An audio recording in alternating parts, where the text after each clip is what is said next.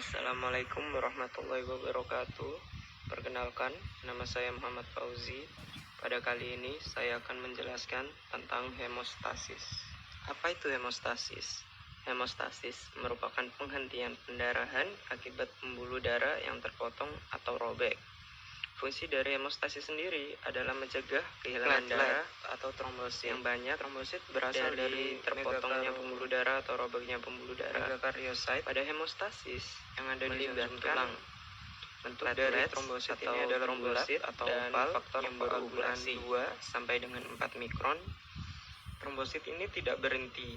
Jumlahnya kira-kira 150.000 sampai 400.000 per mikron liter.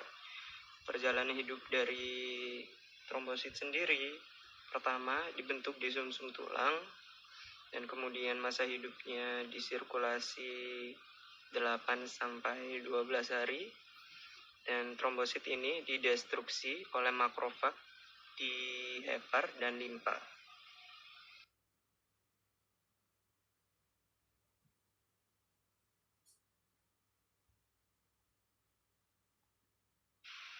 Di dalam sitoplasma trombosit mengandung bahan-bahan aktif yang akan berguna dalam proses pembukaan darah nantinya.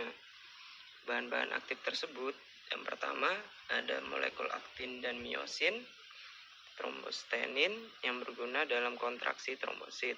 Yang kedua ada endoplasmic reticulum dan badan Golgi yang berfungsi untuk sintesa macam-macam enzim menyimpan CA2 dalam jumlah besar. Yang ketiga, ada sistem enzim dan mitokondria yang berguna untuk membentuk ATP dan ADP. Yang keempat, ada sistem enzim yang berguna untuk sintesa prostaglandin. Yang kelima, ada fibrin sebagai stabilizing factor. Dan keenam, ada growth factor.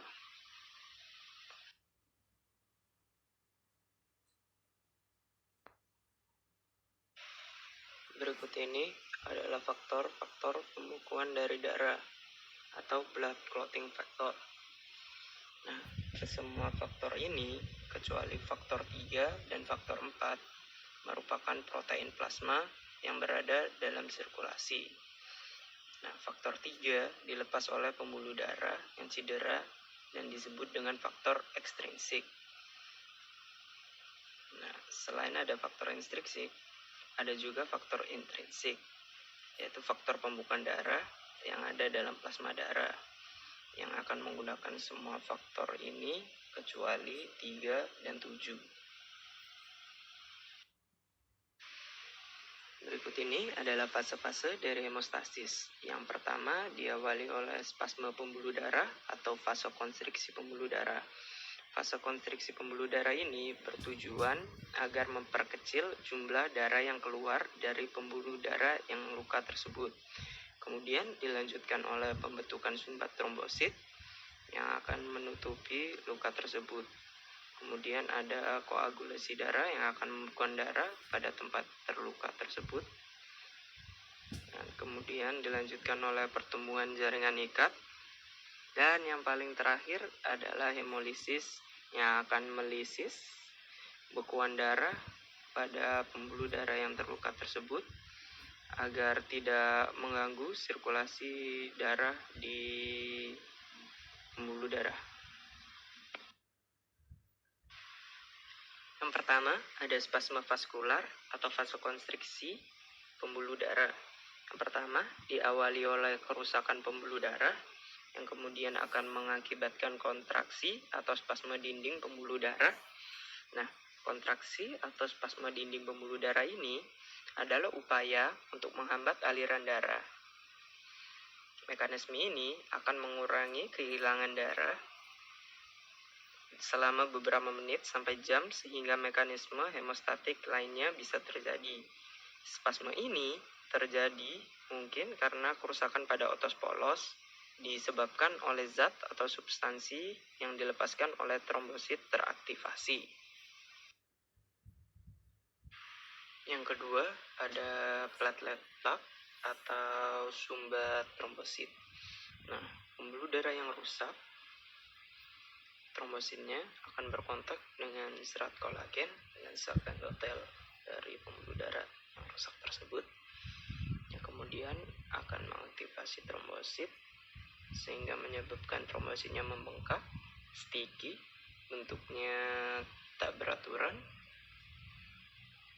Nah, yang mengaktifasi trombosit tersebut adalah tromboksan A2 yang akan menyekresi ADP sehingga mengaktifkan trombosit sehingga saling melekat dan membentuk sumbat longgar.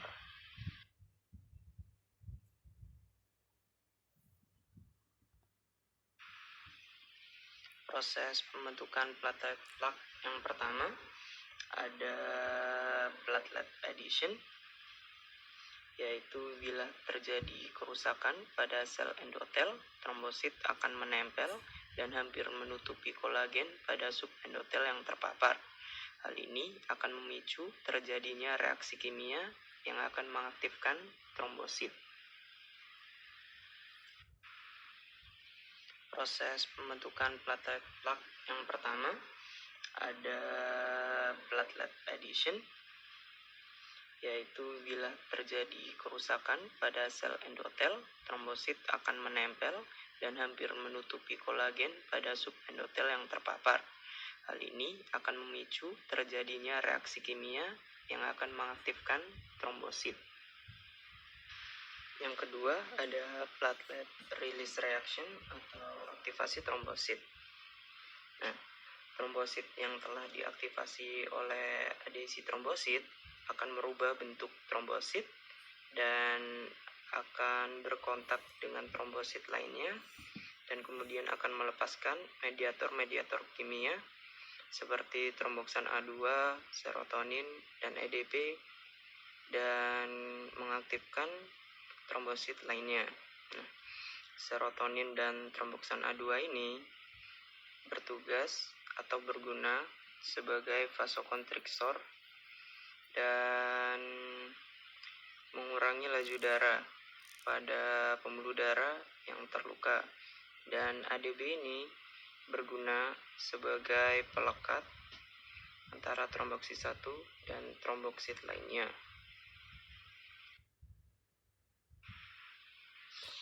Ketiga ada platelet agregasi atau agregasi trombosit. Nah, pelepasan ADP pada proses sebelumnya akan menyebabkan trombosit lain di sekitarnya lengket, dan sifat lengket pada trombosit yang baru diaktifkan ini menyebabkan terjadinya penempelan pada trombosit yang telah aktif sebelumnya. Nah, pertemuan trombosit ini disebut sebagai agregasi trombosit, dan akumulasi dari pelengketan sejumlah besar trombosit akan membentuk suatu massa yang disebut platelet plak atau sumbat trombosit. Nah, sumbat trombosit ini sangat efektif dalam mencegah kehilangan darah dalam pembuluh darah yang kecil. Sumbat trombosit akan menjadi sangat ketat ketika diperkuat oleh fibrin yang terbentuk selama proses pembekuan atau proses koagulasi nantinya. Proses selanjutnya akan terjadi koagulasi darah. Nah, mekanisme koagulasi darah ini akan menghasilkan terbentuknya aktivator protombin akibat rusaknya pembuluh darah. Nah, aktivator protombin ini akan mengkatalisir protombin dan merubahnya menjadi trombin. Nah, trombin ini sebagai enzim mengubah fibrinogen menjadi benang-benang fibrin yang akan memperkuat sumbat trombosit tadi.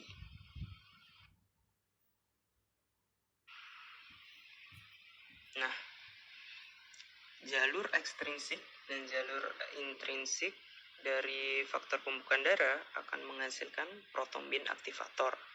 Nah, protombin aktivator tersebut akan mengaktifkan protombin menjadi trombin yang dibantu dengan Ca2+. Nah, trombin akan diubah menjadi fibrinogen, dan fibrinogen diubah menjadi fibrin monomer, dan fibrin monomer yang dibantu dengan fibrin stabilizing factor dan Ca2+ akan membentuk benang fibrin.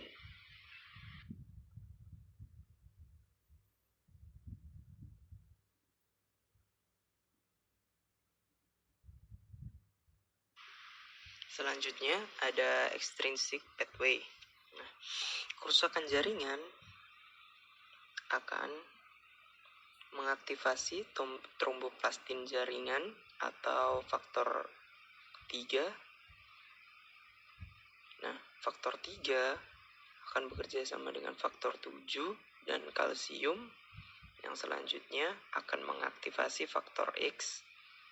Nah, aktivasi faktor X bersamaan dengan fosfolipid jaringan dan faktor 5 membentuk kompleks aktivator protombin yang kemudian aktivator protombin akan merubah protombin menjadi trombin.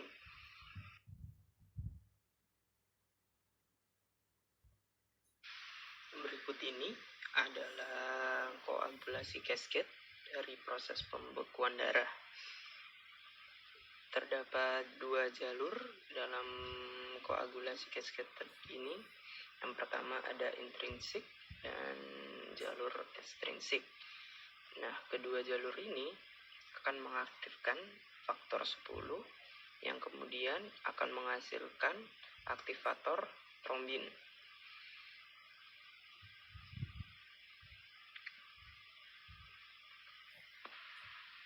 Pada jalur ekstrinsik, jaringan akan terekspos yang kemudian akan mengaktifkan faktor 3 dan kemudian faktor 3 akan berinteraksi dengan faktor 7 yang dibantu dengan Ca akan menghasilkan faktor 10. Nah, faktor 10 akan membentuk aktivator trombin yang dibantu dengan Ca2+, faktor 5, dan fosfolipid. Nah, yang kedua ada intrinsic pathway atau jalur intrinsik. Nah, kolagen yang terpapar akan mengaktifasi faktor 12. Nah, faktor 12 dan ditambah Ca2 akan mengaktifasi faktor 11. Nah, kemudian faktor 11 yang dibantu dengan Ca2 akan membentuk faktor 9. Nah, faktor 9 ini akan berinteraksi dengan faktor 8 dan Ca2 akan membentuk faktor 10 yang sama dengan jalur intrinsik.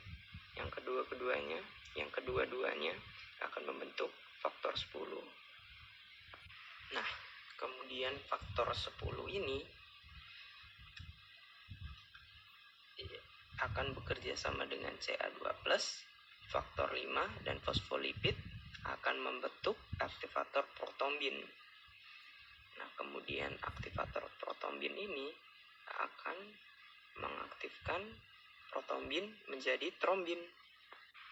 Nah, kemudian trombin akan mengaktifkan fibrinogen menjadi fibrin, dan trombin juga akan mengaktifkan faktor 13 yang mengubah fibrin menjadi polimer fibrin atau cross-link fibrin.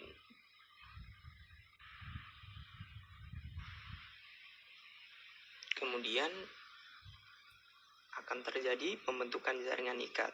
Nah, bekuan darah akan diinvasi oleh fibroblas yang kemudian akan membentuk jaringan ikat selama 1 atau 2 minggu. Bila daerah kerusakan luas dan bekuan darah besar, maka bekuan darah akan dilisis oleh mekanisme plasmin. Kemudian akan terjadi pembentukan jaringan ikat atau lisis bekuan darah akan diinvasi oleh fibroblas yang kemudian akan membentuk jaringan ikat sehingga selama 1 atau 2 minggu. Bila daerah kerusakan luas dan bekuan darah besar, maka bekuan darah akan dilisis oleh mekanisme plasmin. Akan diubah menjadi plasmin oleh aktivator plasminogen di jaringan. Plasmin akan membatasi perkembangan bekuan dan melarutkan jaringan fibrin untuk menyembuhkan luka. Pada umumnya, proses penyembuhan luka akan berlangsung dalam waktu 14 hari. Nah, penghambat kerja plasmin merupakan alfa-2 antiplasmin yang akan menghambat kerja plasmin dalam melisis bukuan darahnya adalah disorder atau gangguan pada hemostasis. Yang pertama ada hemofilia. Hemofilia merupakan gangguan ketika darah tidak membeku secara normal. Nah, hemofilia ini akan dibagi menjadi dua, hemofilia A dan hemofilia B. Hemofilia A terjadi akibat defisiensi faktor 8 dan crosslink dari kromosom. Nah, hemofilia B terjadi akibat defisiensi oleh faktor 9. Penderita hemofilia ini lebih banyak pria daripada wanita. Karena jika hemofilia ini terjadi pada wanita, wanita tersebut akan letal. Nah, penularan hemofilia ini terjadi secara keturunan yang akan melekat pada kromosom X. Yang jadi karier dalam penyakit hemofilia ini adalah wanita, karena wanita tidak bisa menjadi penderita hemofilia. Sebenarnya bisa, tapi akan letal. Nah, dahulu terapi untuk pasien hemofilia A dan B adalah dengan diberikan pemberian kriopresipitat yang diperoleh dari donor individual dan teknologi DNA rekombinan. Berikut ini adalah gangguan pada trombosit, yaitu trombositopenia. Trombositopenia ini adalah rendahnya kadar trombosit dalam darah. Rendahnya kadar trombosit dalam darah ini dapat disebabkan oleh hal-hal di luar penyakit yang mendasari. Contohnya meliputi kehamilan, ketinggian, atau efek samping pengobatan. Nah, akan terjadi pendarahan apabila level dari trombositnya ini di bawah dari 50.000 per mikron liter. Nah, kemudian akan terjadi letal atau sangat berbahaya jika trombositnya ini kurang dari 10.000 per mikron liter. Alhamdulillah, terima kasih. Saya memohon maaf apabila ada kesalahan kata dan ketidakjelasan informasi yang saya sampaikan. Terima kasih. Wassalamualaikum warahmatullahi wabarakatuh.